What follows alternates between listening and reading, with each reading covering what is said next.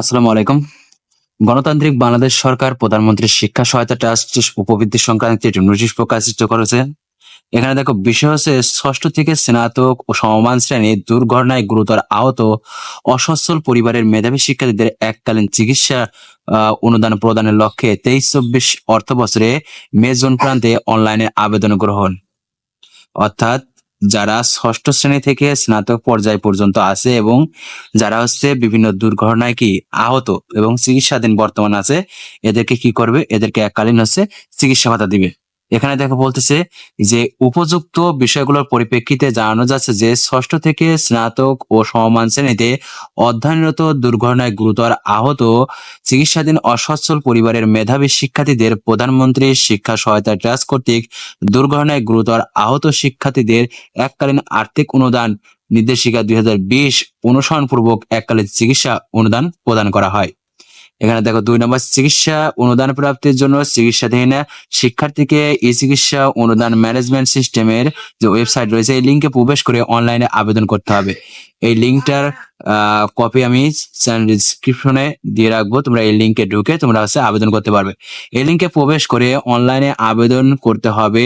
দুর্ঘটনায় গুরুতর আহত চিকিৎসাধীন শিক্ষার্থীর বর্ণিত লিঙ্ক ব্যবহার করে অনলাইনের চিকিৎসার মেয়াদ একবার মাত্র চিকিৎসার অনুদানের জন্য আবেদন করতে পারবে। দুর্ঘটনায় গুরুতর আহত হাসপাতালে চিকিৎসা গ্রহণের সময় বিজ্ঞপ্তি প্রকাশের অর্থ বছর অথবা 1 বছরের মধ্যে হতে হবে।